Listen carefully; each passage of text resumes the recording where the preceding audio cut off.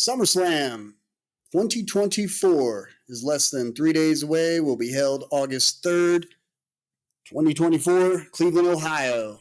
Cleveland Browns Stadium. Going to be a big one. Nowadays, these pay-per-views, especially the ones that are in the Big Four, talking about WrestleMania. The second biggest one, the biggest one of the summer is SummerSlam. Got the Survivor Series and, of course, the Royal Rumble. Have been held in bigger arenas, especially SummerSlam. And then, of course, the Royal Rumble. The last one, I think we'll see, get the big spectacle will be a Survivor Series. So it's going to happen eventually. And this one, is definitely shaping up to be a good one. It's going to hit. It's going to hit hard. And the reason why is because while it's hasn't been too much build, like obviously to WrestleMania, the stories are all there. It's pretty much all set in stone. There are a couple things, though, and I've heard, I was just reading the news, Fightful Select, they've already stated that from a WWE source that this card is liable to change, and I think it will. I think there are going to be some things added to this card leading up to the very end. At this point, the stories have already been built, for instance, for a match between Chad Gable and Bo Dallas. I just can't see them not having a match on SummerSlam. Or if at worst case scenario, they'll do it the night after on Monday Night Raw, which it would be hopefully the main event. And it would be something to see. It would definitely give Monday Night Raw a more of an edge following up. So that's fine. And then the other thing is a tag team match. Now, they had a whole gauntlet match for the WWE tag titles on SmackDown. And Tama Tonga and Jacob Fatu had won the match. Okay, makes sense. So now they would more than likely be facing DIY for those tag titles. And what better way what better place to have that match than on SummerSlam? Now, maybe again they're trying to push it for Friday, the following Friday, to show that there's still strength in the bloodline. They have the tag titles. And again, give SmackDown something of a big match, which again, it's fine. But otherwise, there have not been any. There are no tag team matches for this whole card so far, which I think will change. And just goes to show you that, man, would it just be a better idea if the men's had just one title that's defended on both Raw and SmackDown as the women's, which they can't even get a hold on that. At this point, I'm thinking the women's tag titles should be fought on NXT, and defended on all three promotions, because that's how little of competition there is in that division.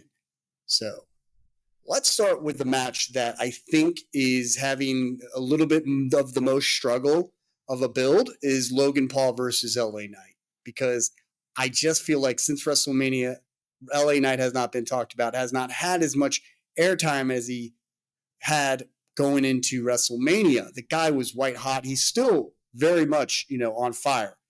But there's something missing there for me. Now, that's not to say I could be completely wrong, because every time I tune in, I hear the audience go crazy for LA Knight. So he's still good. He's still in a good standing. And then you got Logan Paul, who has defended his title 3 times. They're saying he is one of the, he has the longest reign of the United States Championship in the WWE. That's terrible if he's only defended it 3 times. Yeah, he's a celebrity, but he's got to put in more work. And it's going to be interesting. I'm hearing that Logan Paul, since he's been pinned a few times, will not lose this match. I'm going to go ahead and just say, I think he's going to lose this match.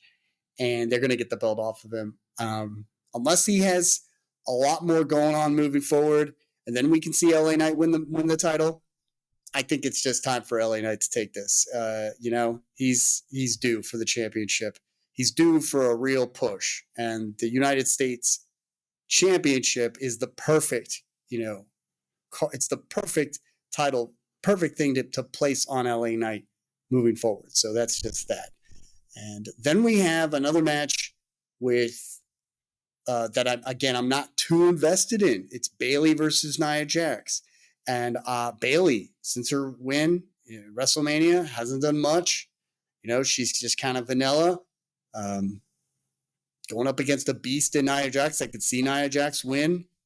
I could also see a cash in from Tiffany Stratton. I could see the cash in at this match. That would make a lot of sense. So that's kind of where I'm just going to go with, to at least give this division on SmackDown a little bit more of an injection, because that's what it needs. And then we have Liv Morgan versus Rhea Ripley. I'm going with Liv Morgan, and yes, at this point, it's very much in the stars. We're going to see a betrayal from Dominic Mysterio. That's what's going to happen. And Rhea could lose the match with due to Dominic trying to help, and there's another mistake, and then we drag this thing on some more. No, I see Dominic totally betray Rhea, and this gets into this program continues to go on. Perhaps into Bad Blood, we get a Hell in a Cell match. That's pretty much where it's going, where basically Dominic cannot even get involved, and of course he would, but that's where we're going. So I see Liv Morgan winning that one. Let's go to Sami Zayn versus Braun Breaker. Again, now they had their match prior to this, Money in the Bank, where a lot of people were expecting Sami Zayn to lose the title to Braun at that point. And I'm glad that he didn't, because it was a great match. And Sami just needed a little bit more time with the belt, with the strap. And I think he's going to give it to Braun Breaker at this point. Now Braun Breaker is even more enraged. He took it up a notch. He's more intense now than he was, as if we thought he couldn't get any more intense. He's going to win the title at SummerSlam. Braun Breaker will be your new Intercontinental Champion. And then you got CM Punk versus Drew McIntyre. A lot of people thinking this is the main event of the evening, which it might as well could be. Seth freaking Rollins will be the special guest referee. This one's been built up to holy hell. It is it's a feud that has been going on since the Royal Rumble, okay, and they have not even had a match. And Punk has not even been in the ring since the Royal Rumble.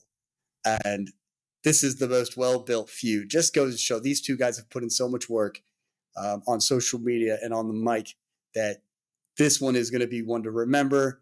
I do think that Drew McIntyre is going to get the win. I do think that Seth Rollins is going to have a little bit of a part to play in that. And there will be maybe perhaps a distraction where CM Punk, just doesn't, he's caught off his guard and he loses, and that's it.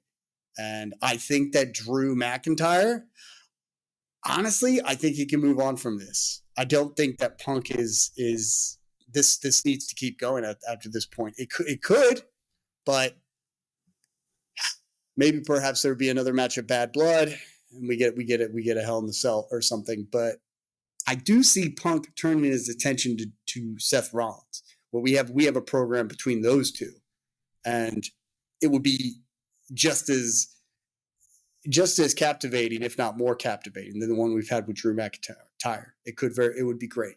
I want to see Punk and Rollins. So they have so much history, so much they can flesh out, so much brooding, if you will, between the two. So I'm going with Drew McIntyre to win. That's it.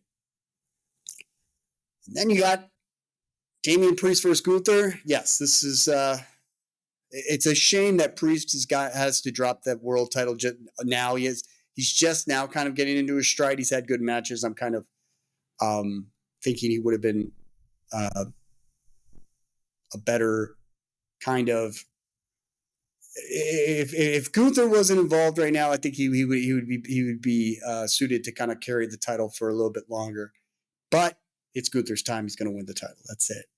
And then Priest, who knows? Well, he may have a program with Balor and the rest of the Judgment Day, leading to the dissension of the Judgment Day, and there we will be moving forward on that. Now, Cody Rhodes versus Solo Sikoa, most likely be the main event, and this match will most likely end with an appearance from Roman Reigns.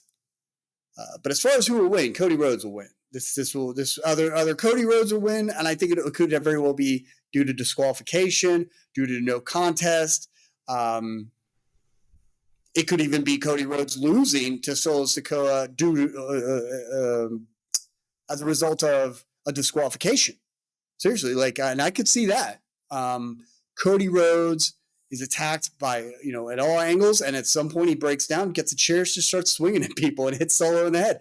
That's what's good. That could very well happen. And then Solo Sikoa wins, earning him another shot at the title, keeping Cody Rhodes and involved in this storyline, and that would make a lot of sense. I also see Rhodes going in another direction towards Randy Orton. There's been talk about that, and I could see that as well. But the big story here will be Roman Reigns appearing at the very end when all hell is broken loose. You'll get Roman Reigns appear, and that music will go off, and the crowd will go nuts. And it will be a big stare down between Solo and Roman, and they very well may exchange shots, but they don't even need to. But that could very well happen. There could be a little something between him and Fatu. That would be interesting. He takes out the whole bloodline, just spears everyone, strikes everyone, Superman punch, boom. Could happen. Would be a great way to end this event. And like I said, it's going to lead up to a very good rest of the summer with both Monday Night Raw and SmackDown. So that's a good thing. On that note, this has been your Detour Before the Storm. I'm your host, Chris Cortez, at Channel Cortez 33. Please hit that like or subscribe button and add any comments. What do you think is going to happen at SummerSlam? Who do you think is going to win? What do you think is going to happen moving forward? Do you think there should be more matches to this card? 7 is a great number. 8 would be perfect. What are your thoughts on this Saturday's SummerSlam? Everyone, take care. Enjoy the rest of your week, and I'll talk to you next time. Bye.